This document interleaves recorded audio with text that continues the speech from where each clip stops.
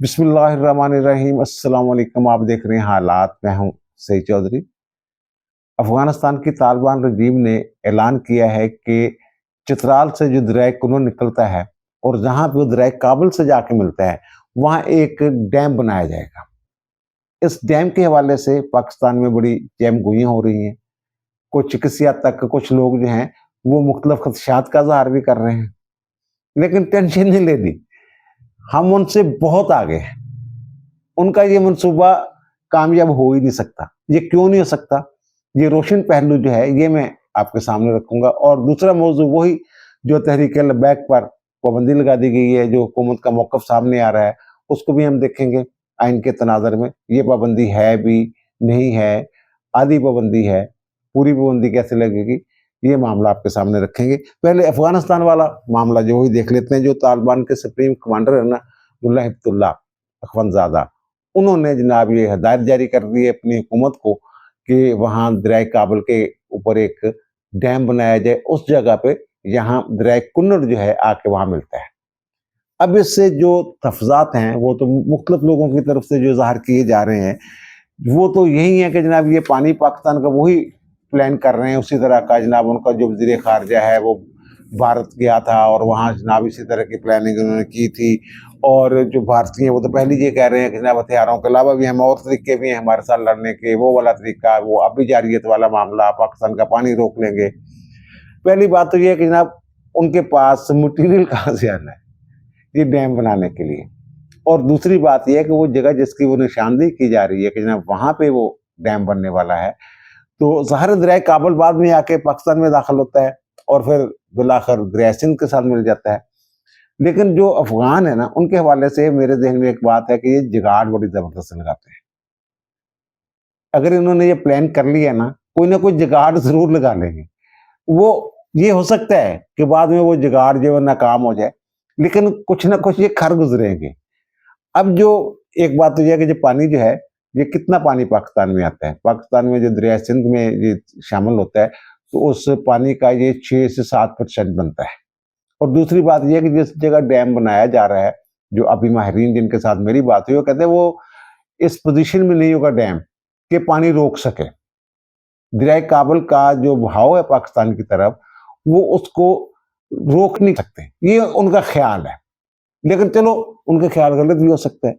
दूसरी बात यह है कि 1966 और 1997 के जो बैनुल अक़वामी कवानीन हैं, ये उनकी खिलाफ वर्जी करेगा अफ़गानिस्तान, अगर ये वहाँ डैम बनाता है पाकिस्तान की रज़ामंदी के बगैर। क्योंकि जो बैनुल अक़वामी कवानीन है वो ये कहते हैं कि एक दरिया जो कई ममालिक में से गुजरता हो, तो उसमें तमाम ममालिक का यकसा हक होता है।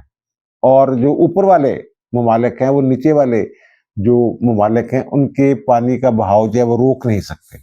ये कानून है।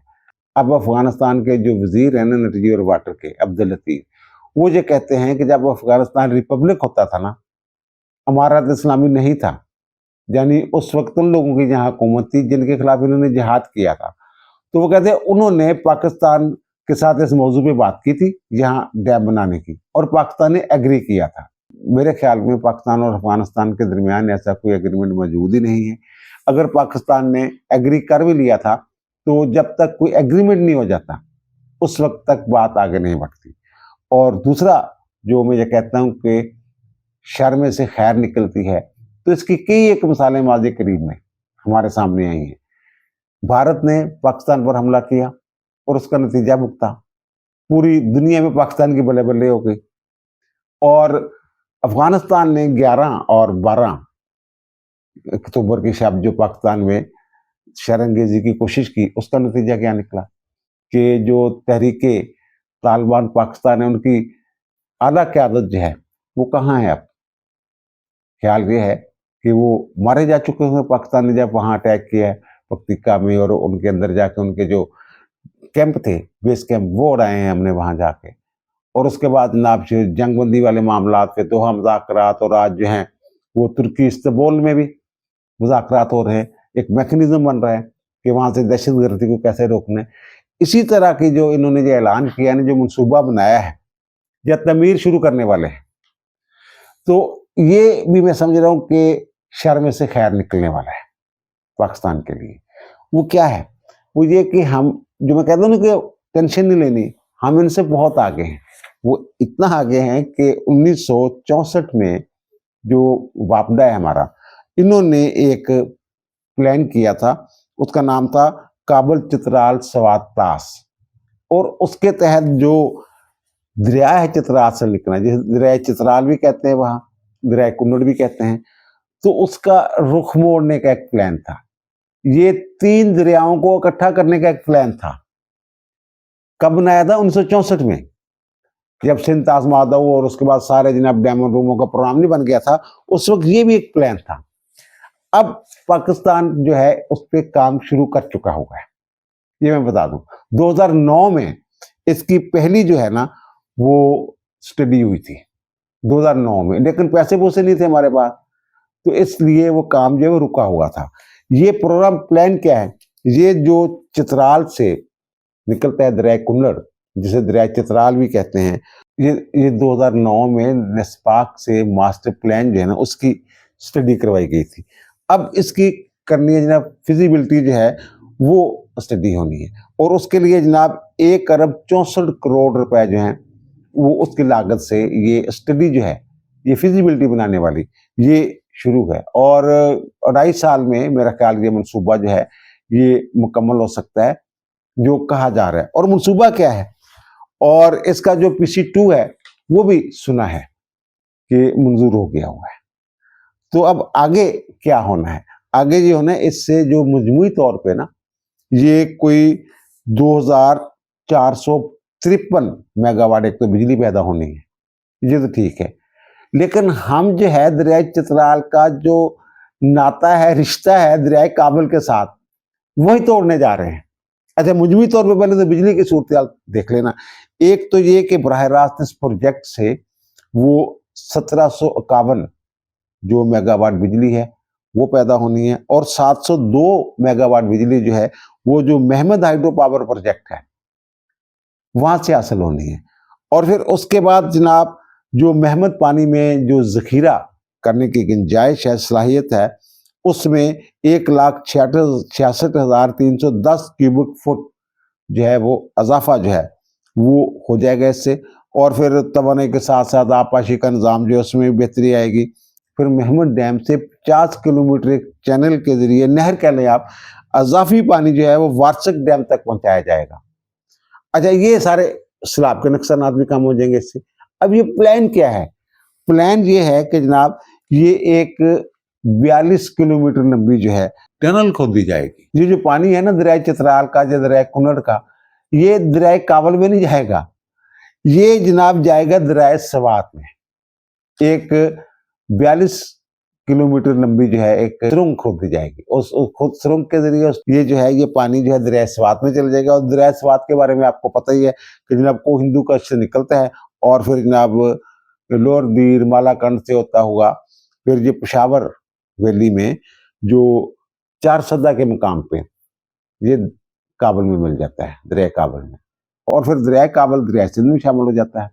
اچھا، جو میں شرب سے خیر کی بات کر رہا ہوں نا، تو مذاکرات بھی ہو رہے ہیں، تو وہاں کچھ لوگوں کا خیال ہے کہ شاید یہ پانی والا ایشو ہے، یہ بھی اٹھایا جائے. یہ کیوں اٹھائیں گے؟ ہمیں ضرورت نہیں ہے، کیونکہ اگر اس نے یہ کام شروع کر دیا اس ٹینک کے اوپر، تو وہ جو بین الاقوامی قوانین ہے ان کی خلاف ورزی کر رہا ہے.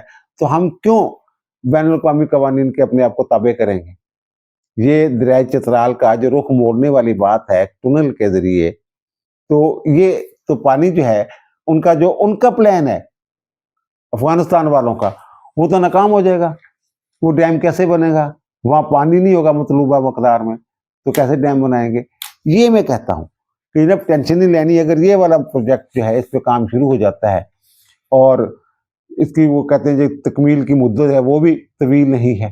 پہلے تو ماسٹر پلان کی اسٹڈی کروائی گئی تھی نا 2009 میں، اور اب اس کی جو فیزیبلٹی اسٹڈی ہے کہ یہ موزوں ہے، موزونیت کے حوالے سے جو اسٹڈی ہوتی ہے، اس کے بعد پھر پلاننگ ہوتی ہے، وہ ہو رہی ہے. اور جو کہا یہ جا رہا ہے کہ یہ جناب جو اس کی یہ منصوبہ ہے نا پلان پاکستان کا، یہ قابل عمل منصوبہ ہے، اور بس پیسہ چاہیے تھوڑا سا.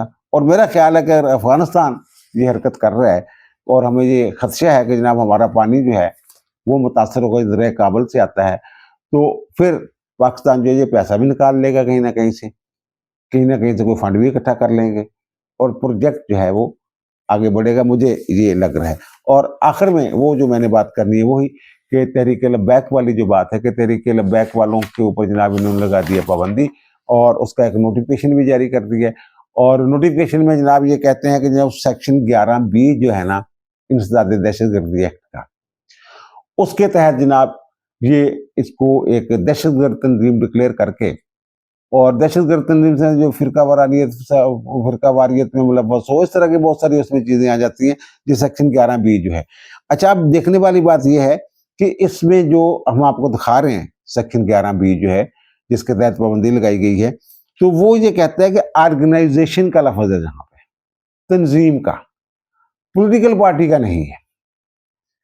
اچھا، اس کے تحت ہوتا کیا ہے، فنڈ منجمد ہو جاتے ہیں، ان کی جو جائیدادیں ہیں وہ کرک ہو جاتی ہیں، وہ جو تنظیم ہوتی ہے اس کی، اور جو ان کے کرتا دھرتا ہوتے ہیں جو چلا رہے ہوتے ہیں ان کا نام جو ہے وہ شیڈول 4 میں میرے خیال آ جاتا ہے، پھر بھی ان کی نقل و حرکت پہ بھی بندی لگ جاتی ہے، ان کے ملک میں باہر جانے پہ بھی بندی لگ جاتی ہے، وہ اپنے علاقوں سے باہر نہیں نکل سکتے، پولیس کو جیسے بستہ بے کے نہیں ہوتے تھے کسی دور میں، اس طرح کے وہ جناب ان کی ہو جاتی ہے صورت، نگرانی ان کی جاتی ہے، حاضریاں لگانی پڑتی ہیں ان کو جناب جا کے، اور پولیس کی اور انتظامیہ کی اجازت کے ساتھ ان کو موو کرنا پڑتا ہے، ایک علاقے تک وہ ایک طرح سے محدود ہو جاتے ہیں، بظاہر آزاد ہوتے ہیں، اس طرح کی پابندیاں لگ رہی ہیں۔ اور دوسرا یہ جو کہہ رہے ہیں حکومت والے جناب ہم سپریم کورٹ میں نہیں جائیں گے، یہ اس جماعت پہ جو انہوں نے پابندی لگائی ہے نا، جس کو کلعدم کیا ہے، سیاسی جماعت کو اس طرح کلعدم کیا ہی نہیں جا سکتا۔ جو آئین کا آرٹیکل 17 ہے نا وہ بہت واضح ہے اس حوالے سے، وہ ہم آپ کو دکھا بھی رہے ہیں، وہاں لفظ پولیٹیکل پارٹی کا لفظ استعمال ہوا ہے کہ اگر کوئی پارٹی پاکستان کی سالمیت اور استحکام کے خلاف کام کر رہی ہے تو حکومت اس پر پابندی لگا سکتی ہے، اس کی تحلیل کر سکتی ہے، لیکن اس کے لیے ایک طریقہ کار ہے کہ کابینہ نے منظوری دینی ہوتی ہے اور پھر 15 دن کے اندر اندر اس کا ریفرنس جو ہے وہ سپریم کورٹ کو بھیجنا ہوتا ہے۔ یہاں لفظ جو ہے سیکشن 11B ایک مرتبہ پھر ہم آپ کو دکھا رہے ہیں، یہاں لفظ ہے آرگنائزیشن کا اور وہاں لفظ ہے پولیٹیکل پارٹی کا، اور تحریک لبیک ایک رجسٹرڈ پولیٹیکل پارٹی ہے، الیکشن کمیشن میں رجسٹرڈ ہے۔ یہ 2021 میں بھی جب اس کے اوپر پابندی لگائی گئی تھی اسی ایکٹ کے تحت، اس کے بعد جو الیکشن ہوئے تھے ان میں انہوں نے حصہ لیا تھا، کیونکہ الیکشن کمیشن جو ہے وہ اور اس نے آرٹیکل کے تحت کاروائی کرنی ہوتی ہے، اس کے تحت کاروائی نہیں کرنا ہوتی۔ تو یہ حکومت شاید وہ سمجھ رہی ہے کہ جناب یہ خود جائیں گے چیلنج کریں گے اس کو ہائی کورٹ میں یا سپریم کورٹ میں، یا پھر وہ نگرانی فائل کریں گے، نظر ثانی کی درخواست دیں گے، تو پھر جناب وہ کہتے ہیں کہ جناب جب وہاں سے ہائی کورٹ یا سپریم کورٹ سے وہ فیصلہ آ جائے گا تو جناب آٹومیٹک پابندی لگ جائے گی، وہ کلعدم ہوگی ہوئی ہے تو وہ سیاسی جماعت کے طور پہ کیسے کام کر سکتی ہے۔ لیکن ریفرنس بھیجنے کے لیے تیار نظر نہیں آ رہا، اگر پوری طرح انہوں نے یہ پابندی لگانی ہے، سمجھتے ہیں کہ انہوں نے صحیح ایکٹ کیا ہے، صحیح کام ہے، تو پھر سیاسی جماعت کو تحلیل کرنے کا ایک ہی طریقہ ہے، وہ وہی ہے جو آرٹیکل 17 میں دیا گیا ہے، ایک بات۔